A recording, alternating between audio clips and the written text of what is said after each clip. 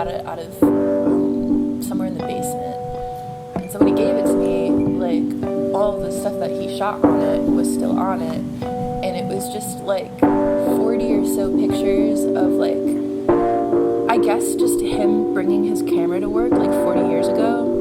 And just took them all for fun. Like, I remember asking him, like, oh, like, what were these for? And he just did it.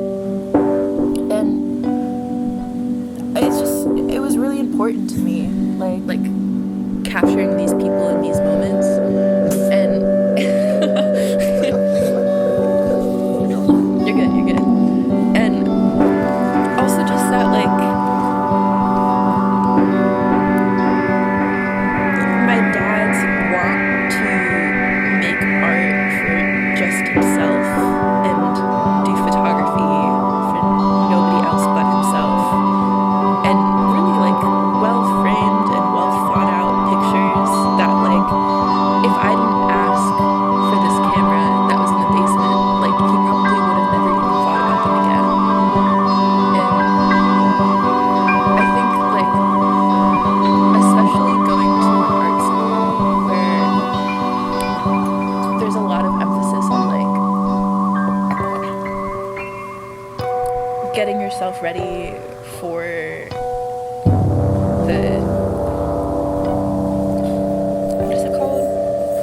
Like getting yourself for like the work space or the work world. Getting yourself ready for the work world after you graduate, and like The art world. yeah.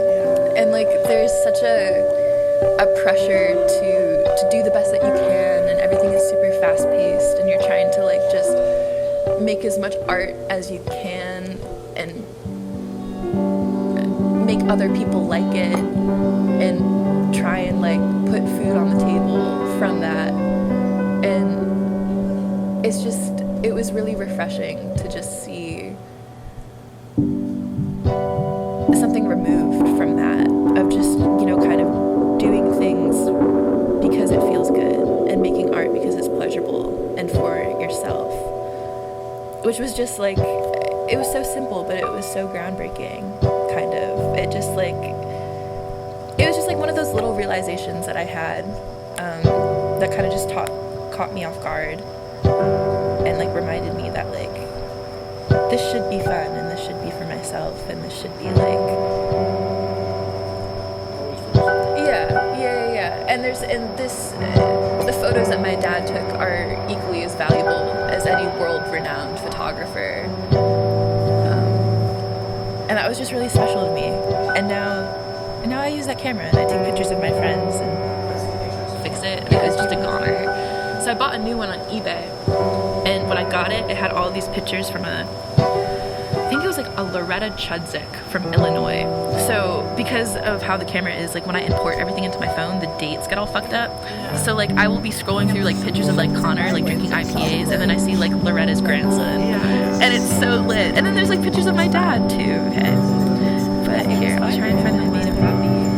And look at that. I think like there is a creative innocence that comes out in these ways. Like he's just like that he's just like a sentiment guy. Like my dad like cries all the time. Like whenever I have to like kind-heartedness in high school, like he's not like after the show, I got to go up to him and his face was just like red and puffy. He's just like so like he's sentimental yet so emotional, and he cares about things. And I think that's where his art comes from. I don't even think in his head it registers that he's an artist. I think when he's free time and like his coffees and drinking his sisters, he's just like he was kind of like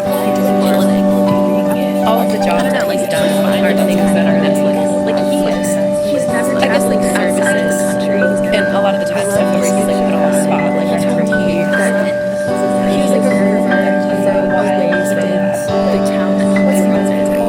He did roofing. But he was really surprised when he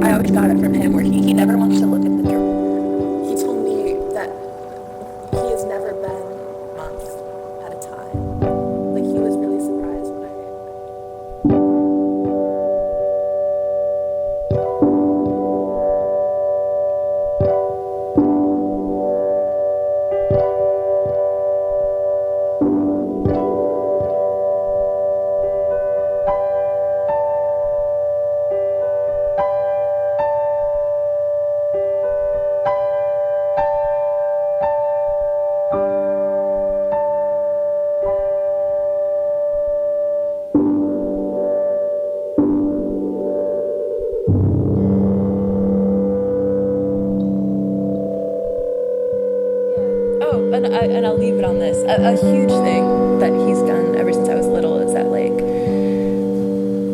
ever since I was a kid, he always has to go to work at like 6 o'clock in the morning. So he would wake me up before he would go to work. And then I have like hundreds upon hundreds of sticky notes of just like little messages that he would leave for me before he would go to work. Because he just is, you know, emotionally in tune like that. Like he likes to do things like that. And I remember last year when I was driving back from Purchase, like the end of sophomore year, and I had to go back home. He kept being like, Grace, like, don't you want to spend like 30 more seconds like in your dorm room? And I'm like, no, like I want to leave. Like I want to get out of here. Like I just want to go home. And we were in the car, and like he was like, I don't know, like I didn't mean to like force that onto you, but sometimes I just want to stay in a place a little extra because I'm not sure if I'll ever be back there.